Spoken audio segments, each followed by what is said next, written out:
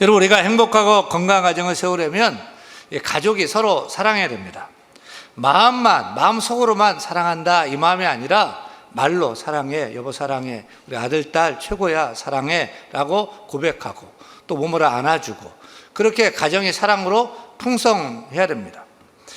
저는 애정 표현을 아내에게도 또 우리 아들들에게도 그래도 좀 하는 편이거든요.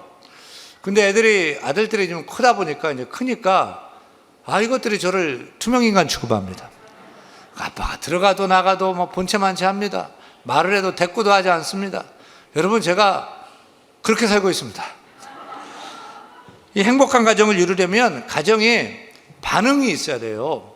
사랑은 주고받는 것입니다. 서로 고백해야 됩니다. 오늘 연습 좀 합니다. 옆 사람하고 사랑합니다 라고 고백하면 반사 그러지 말고 그냥 꿀 먹은 듯이 참지 말고 따라합니다. 저도 사랑합니다. 저도 많이 사랑해요. 이것을 가정에 가서도요, 우리 남편에게, 아내에게, 아들, 딸에게 사랑해, 고마워 라고 자꾸 표현하고 또 그 표현들이 넘쳐나기를 소원합니다.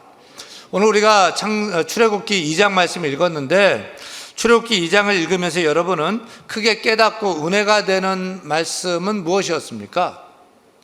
저는요, 모세의 아버지 어머니가 아기를 낳을 수 없는 상황인데 믿음으로 아기를 낳고 건강한 가정을 세워나간 것, 놀라운 사실로 여겨집니다. 다 같이 출애굽기 2장 1절과 2절 상반절 말씀을 같이 읽겠습니다. 읽습니다.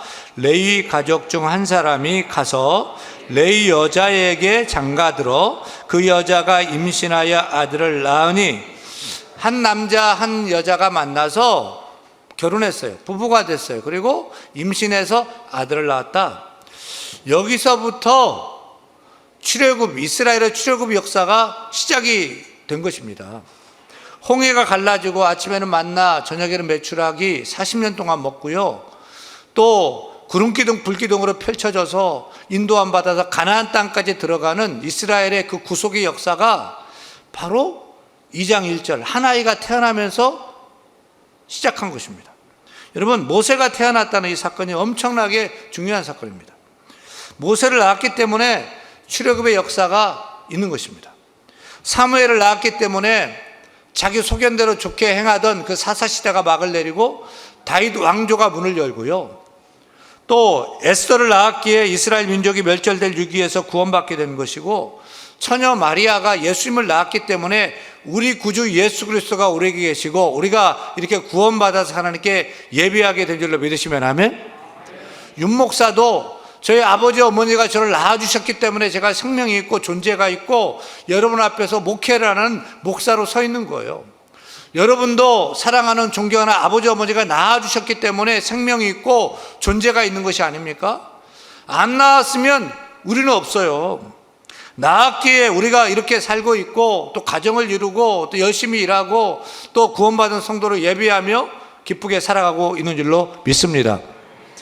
한 남자와 여자가 장성해서 결혼하는 일, 그리고 가정을 만드는 일, 그리고 아들, 딸, 자녀를 낳는 일은 역사를 만드는 일입니다. 결혼하지 않고 자녀를 낳지 않고 우리가 가정을 만들 수 있습니까? 자녀가 없이 가정이 세워집니까? 아이가 없이 교회가 설 수 있습니까? 애들이 태어나지 않는데 나라 민족이 바로 설 수 있습니까? 안 되는 것입니다. 전 세계 국가 중에서 인구 소멸 가능성 1위 국가가 어느 나라인지 아세요? 전 세계에서 가장 빠르게 인구 붕괴가 일어나고 있는 나라가 있어요. 사람이 없어서 나라가 사라지게 될 1호 국가가 우리 대한민국이라는 것입니다. 이제 시골에는 아기들 울음소리를 들을 수가 없어요. 전부 노인들만 살아요. 젊은이가 없어요. 근데 최근에 제가 서울의 도봉고등학교가 폐교된다 그런 소식을 들었어요. 학생이 없어가지고 서울에서도 고등학교가 폐교돼요. 저 농어촌 산골이 아니에요. 서울에서도 아이들이 없어서, 학생이 없어서 학교가, 멀쩡한 학교가 통폐합, 폐교되게 된 상황입니다. 이렇게 되면 대한민국은 역사 속에서 사라지게 될 것입니다. 유대인들이 가장 큰 축복으로 여기는 것이 무엇인 줄 아십니까? 세상에 성공하는 것입니까? 돈 많이 버는 것입니까? 유대인들은 야곱이 아들 요셉에게 안수하며 축복한 그 축복을 가장 사모합니다. 그것이 무엇이냐면 젖먹이는 복과 태의 복입니다. 그것을 하나님 주신 복으로 여기고 가장 많은 자손을 얻기를 소원합니다. 창세기 49장 25절 말씀 우리 한 목소리로 같이 읽겠습니다. 내 아버지 하나님께로 말미암나니 그가 너를 도우실 것이요 전능자로 말미암나니 그가 내게 복을 주실 것이라. 위로 하늘의 복과 아래로 깊은 샘의 복과 젖먹이는 복과 태의 복 이르로다. 여러분 가정에도 위로 하늘의 복인 믿음의 복이 있기를 축원합니다. 또 아래로 깊은 샘의 복이 터져서 물질의 복, 건강의 복, 모든 범사가 다 형통할 수 있기를 축원합니다. 무엇보다요, 젖먹이는 복이요, 태의 복이 그치지 않아서 우리가 자녀를 낳고 자녀가 자라서 결혼하고 임신하고 출산하는 그 복이 내 당대에서 그치는 것이 아니라 대대로 이어지는 그 복이 있기를 간절히 축원합니다. 유대인들은 누가 가장 하나님께 복을 많이 받았느냐, 무엇으로 생각하냐면 누가 자손이 제일 많냐. 우리나라도 그렇게 돼야 될 거라고 생각을 해요. 여러분 모였을 때 누가 가장 성공했느냐, 누가 돈 많이 벌었느냐, 우리 자녀가 어느 대학 갔느냐, 그것보다도 자녀가 몇 명이야 라고 그것으로 그냥 인정해주고 칭찬해주고 축복이면 아는, 그렇게 돼야 될 것 같아요. 그래서 교회에서도 임신했다 결혼했다 하면 박수 쳐주고 응원해주고 축복해줘야 됩니다. 2명 3명 낳았다 그러면 그냥 머리 숙여야 돼요. 막 존경해주고 아래주고 그냥 축복해주고, 내가 결혼하지 않으면 이거 못 산다, 애 낳지 않으면 못 산다 할 정도로 그냥 막 인사고과도 주고 막 공무원 막 시켜주고 막. 할렐루야. 막 그래야 애들이 막 젊은이들이 막 기를 쓰고 막, 아니면 못 사니까 막 그렇게 결혼할 것 같고 애 낳을 것 같아요. 우리 교회에서도 현재 우리 부목사님들 나와 찬양했는데 적어도 2명 3명 낳고 있습니다. 이제 아기를 더 낳으면 연봉을 막 올려줘야 될 것 같아요. 그리고 막 저보다 더 낳으면은 담임 목사 자리를 내줄지언정 그 정도로 하여튼 애 낳으면 축복이다, 잘 된다, 이런 교회 문화, 사회 분위기가 막 조성이 되어야 될 것 같아요. 젖먹이는 복, 태의 복이 가정을 살리는 축복이고 교회를 살리는 복이고 나라를 살리는 길입니다. 제가 막 결혼한 신혼부부들에게 애기 빨리 낳아야 돼, 또 하나 낳고서 안 낳고 막 이제 크고 있으면은 둘째 언제 나와? 할아버지 같은 소리를 좀 잔소리를 하는데, 그럴 때마다 목사님 그런 소리 하지 마세요, 하나 키우는 얼마나 힘든지 아세요, 못 키워요, 못 낳아요 막 이러는데, 내 힘으로 낳는 거 아니에요. 내 능력으로 하는 거 아니에요. 환경이, 분위기가, 조건이 돼서 하는 것이 아닙니다. 어떻게 자녀를 낳습니까? 모세의 아버지 어머니가 모세를 어떻게 낳았습니까? 히브리서 11장 23절 말씀 읽습니다. 믿음으로 모세가 낳았을 때. 아기로 뭘로 낳았다고요? 믿음으로 낳았다는 환경. 그때 환경은 사내아이가 태어나면 다 죽이는 환경이에요. 죽여버려라. 노예인 이스라엘 민족 백성들이 막 자꾸 수가 많아지니까 바로 왕이 두려웠던 거예요. 세력화될 걸 두려워서 사내아이는 죽여라, 아니 나일강에 갖다 던져버려라, 다 모두 죽이라는 거예요. 낙태법은 이름을 고쳐야 될 것 같아요. 바로법으로. 죽여도 된다, 죽여라. 이렇게 출산 장려가 아니라 출산 금지 환경 가운데서도 모세의 부모는 생명의 주인은 하나님이시다, 이것을 믿고 믿음으로 아기를 낳았어요. 아들이 태어났어요. 국가의 명령을 거스르고 사회적 흐름 문화가 출산 금지였어도 아들이 태어나도 하나님께서 우리 아들 책임져 주실 것이다, 지켜주실 것이다, 보호해 주실 것이다, 함께 하실 것이다 하는 믿음 가지고 아기를 낳았어요. 사랑하는 여러분, 자녀를 많이 낳지 않는 것이 요즘 추세입니까? 자녀를 낳는 것이 걱정이 많이 됩니까? 돈 때문에 어떻게 키울까 걱정이 많이 됩니까? 그런 걱정하지 말고 무엇으로요? 믿음으로. 하나님 믿음으로 한번 낳아보세요. 하나님 책임져 줄 거예요. 제 말 듣고 아들 낳고 딸 낳았는데 못 키우겠으면 데려오라니까요, 저한테. 딸이면 땡큐고 아들을 이어도 웰컴입니다. 여러분, 자녀를 낳는데 이것저것 따지면 못 낳아요. 시대적인 분위기가 아무리 뭐라 해도 낳으면 하나님이 키워주시고 책임져 주시고 자라게 하시고 우리 가정의 보물, 축복으로 만들어 줄 줄로 믿습니다. 오늘 말씀 바로 그것을 얘기하고 있거든요. 아기를 낳을 수 없는 상황에서 믿음으로 아기를 낳았는데 누가 키워주셨다? 하나님이. 믿음으로 아기를 낳았다. 하나님이 지켜주시고 키워주시고 보호해 주시고 인도해 주시고 자라게 하시고 성공시키셨다라고 출애굽기는 우리에게 지금 설교하고 있지 않습니까? 모세의 부모님은 아기를 낳았는데 사내아이가 태어났어요. 죽여야 돼요. 근데 죽일 수가 없어요. 석 달간 숨겨놨어요. 근데 아기가 막 크고 막 목소리가 우렁차가지고 더 이상 애굽인들의 눈과 귀를 막을 수가 없어서 어찌해야 될까 근심 걱정하다가 이제는 아기를 죽일 수는 없으니까 지혜를 다 모아서 갈대 상자를 만듭니다. 갈대 상자 안가박에 역청과 진을 다 칠해서 물이 들어오지 않도록 그렇게 만들었습니다. 그리고 아기를 갈대 상자에 넣고서 여러분 나일강에 아기를 띄어 보낸 거예요. 한강에다가 저 영산강에다가 금강에다가 갈대 상자에 놓고서 다라에다가 아기를 놓고서 띄어 보낸다고 생각해 보세요. 그 다음에 그 아기가 어떻게 됐어요? 아기의 운명은 어떻게 됐죠? 물고기 밥이 되었던가요? 거친 나일강 그 강물에 뒤집어질 수도 있고 갈대 상자가 또 악어를 만날 수도 있고 악어보다 더 나쁜 애굽 사람들이 그걸 보면 그냥 갖다 죽이는 거 그게 법이니까.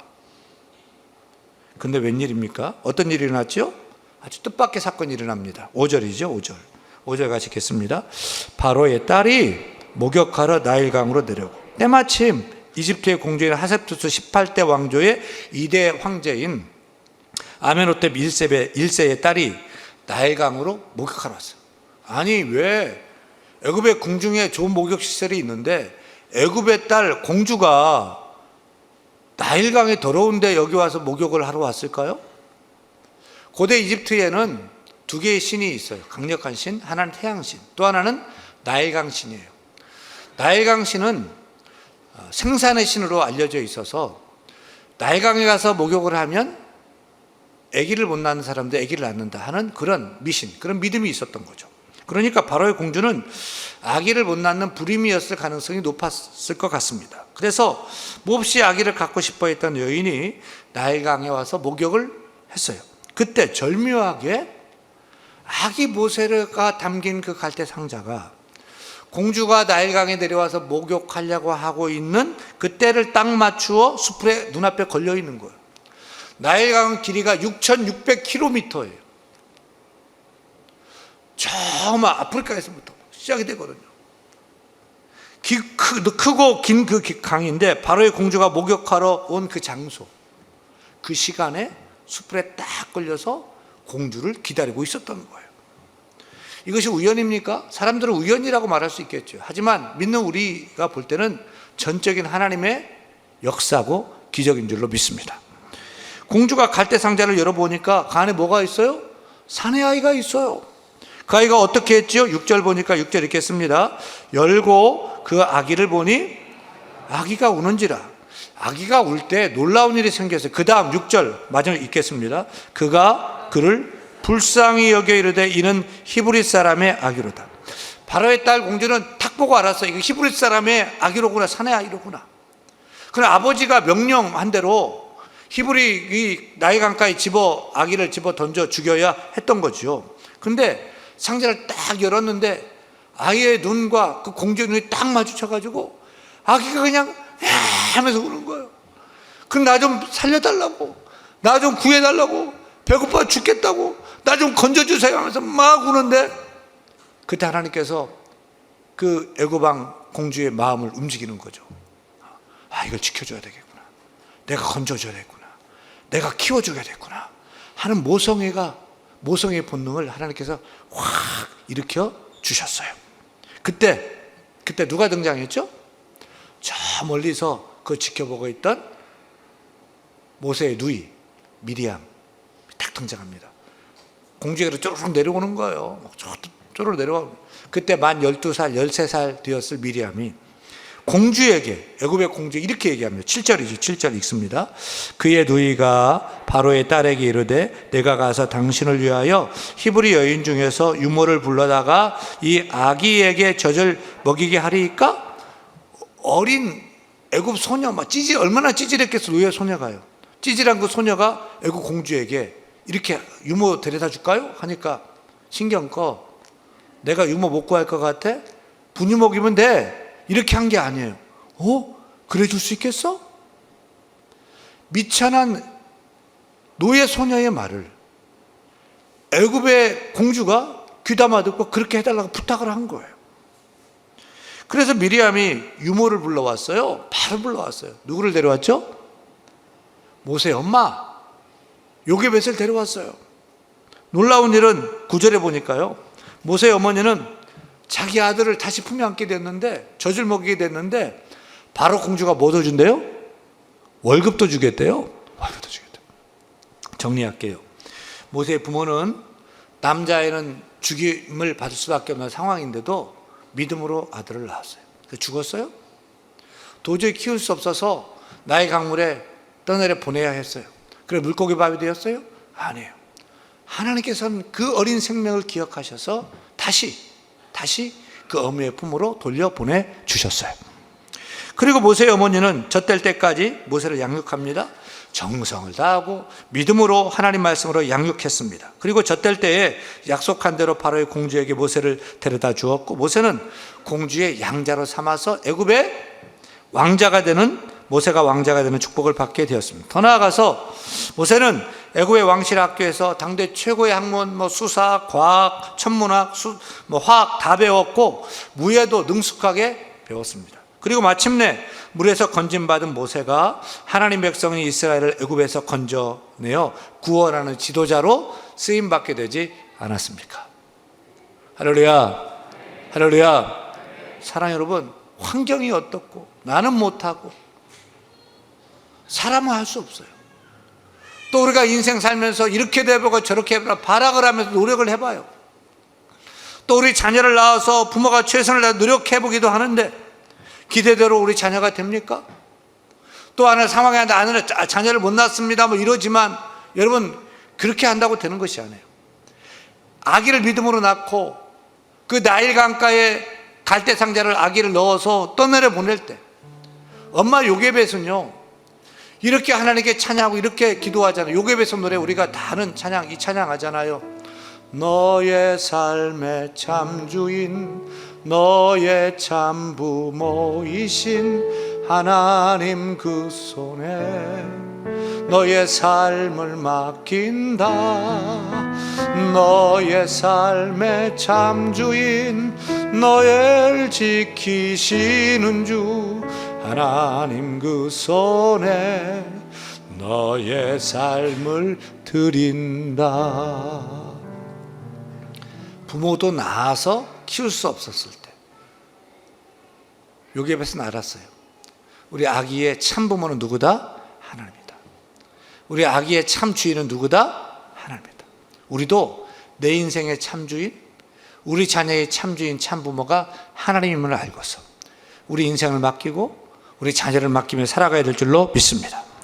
내 행사를 여호와께 맡기라. 내 행사를 여호와께 맡기라. 그리하면 내가 경영하는 것이 이루어지리라 약속했습니다. 내 길을 여호와께 맡기라. 그를 의지하면 그가 이루시고 내 의를 빛같이 나타내시며 내 공의를 정오의 빛같이 하시리로다 약속했습니다. 사랑하는 여러분, 우리의 길을 여호와 하나님께 맡길 수 있기를 축원합니다. 우리 행사를 하나님께 맡길 수 있기를 간절히 축원합니다. 우리 자녀 문제 어찌하지 못하죠? 하나님께 맡길 수 있기를 바랍니다. 원수 같은 남편도 하나님께 맡기고요. 세월이 갈수록 자꾸 사나워져가는 아내도 하나님께 맡기고요. 우리 가정 범사 다 하나님께 맡길 수 있기를 축원합니다. 요즘 막 환율이 오르고 막 물가가 치솟고 사업하기 어려워요. 사업도 하나님께 맡기고 취업도 하나님께 맡기고 직장도 하나님께 맡기고 내 건강 하나님께 맡기고 우리의 인생에 가는 길 하나님께 다 맡기는 여러분 되기를 축원합니다. 그리하면 내가 경영하는 것이 이루어지리라. 약속하신 대로 하나님께서 우리의 뜻을 또 하나님의 원하시는 대로 이끌어 주실 줄로 믿습니다. 그런데 모세에게 가장 놀라운 기적 같은 일은 그 다음에 일어나지요. 그것은 모세의 어렸을 때의 유모인 어머니에게서 잠깐 받았던 그 신앙의 교육이 모세가 애굽에서 받은 최고 교육, 세상 교육, 40년 동안 받은 그 교육을 이기더라는 것입니다. 모세가 어머니 요게벳에게서 젖될 때까지 교육을 받았는데 젖될 때까지의 기간은 얼마나 될까요? 요즘처럼 한 1개월, 2개월, 한 6개월 먹이다가 젖대고 분유 먹이고 이러지 않았을 거예요. 제가 어머니께 물어봤더니 저는요, 막둥이라 너는 3살 때까지 젖 빨았어 라고 하던데요. 모세의 엄마는 적어도 3살, 4살 때까지 모세와 함께하고 젖을 먹였던 것이죠. 젖만 먹였을까요? 아니죠. 모세의 어머니는 자신이 할 수 있는 그 시간 동안에 믿음 교육, 신앙 교육, 말씀 교육을 가르쳤던 것입니다. 젖을 먹이면서도 모세야, 너는 히브리 사람이야. 성경 읽어주고 걸음마를 뛸 때도 그래 모세야, 너는 하나님의 사람이야. 정말 그래 잘 걷는구나. 걷다가 넘어지면 하나님 사람 우는 거 아니야. 다시 일어나야지. 힘을 내야지. 계속 용기를 주고 그렇게 말씀으로 신앙으로 교육했습니다. 이러한 교육이 얼마나 중요한가 사도행전 7장 23절에서 찾아볼 수가 있습니다. 같이 읽겠습니다. 나이 40이 되매 그의 형제 이스라엘 자손을 돌볼 생각이 나더니. 모세가 바로궁에서 애굽의 최고 교육을 받고 막 살아갈 때 아마 하나님을 잊어버렸을 수도 있었어요. 그리고 자신이 히브리 사람, 이스라엘 백성, 이스라엘 사람인 것도 잊었을 수도 있었어요. 근데 어느 날 갑자기 야, 나는 하나님 사람이지, 나는 하나님 백성이지, 나는 이스라엘 사람이지 라고 생각이 나서 하나님을 찾고 자기 백성들을 돌볼 생각을 하게 된 것입니다. 그 신앙의 뿌리요, 그 민족의 정체성의 뿌리의식이 어디에서 나왔습니까? 어렸을 때 엄마 품에서 잠깐 배웠던 그 신앙 교육이 애굽의 40년의 세상 교육을 이겼다는 것이죠. 그래서 영아부가 중요한 거예요. 그래서 유치부가 중요한 거예요. 그래서 우리 주일학교가 중요한 것입니다. 어렸을 때 말씀으로 가르치는 일, 신앙으로 가르치는 일, 그것이 중요한 줄로 믿습니다. 어렸을 때 배우면 평생 떠나지 않게 되는 줄 믿습니다. 떠나도 다시 돌아오게 될 줄로 믿습니다. 그런데 오늘 말씀을 보니까 그보다 더 중요한 것은요, 아버지 어머니가 믿음으로 사는 일, 아버지 어머니가 자녀를 믿음으로 가르치는, 말씀으로 가르치는 일이 더 중요한 것을 깨닫게 됩니다. 사랑하는 여러분, 돈 몇 푼 있다고 성공할 수 있습니까? 건강하다고 공부 잘한다고 성공적인 인생을 살 수 있습니까? 그렇지 않습니다. 하나님이 함께 하셔야 됩니다. 하나님이 도와주셔야 됩니다. 하나님이 이끌어 주셔야 됩니다. 하나님 인도해 주셔야 됩니다.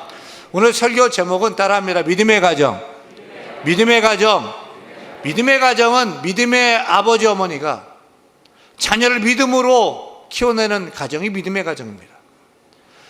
믿음 좋은 모세의 아버지 어머니는 믿음으로 아들을 낳고 믿음으로 자녀를 키웠더니 모세가 되었는데, 우리도 우리 부모님들 다 믿음 좋은 아빠 엄마가 되고, 아멘. 할아버지 할머니가 되고, 아멘. 자녀를 믿음으로 낳아서 믿음으로 키워내서 아름다운 믿음의 가정, 믿음의 가문을 이룰 수 있는 우리 모두가 되기를 우리 주 예수 그리스도의 이름으로 간절히 축원합니다. 축원합니다.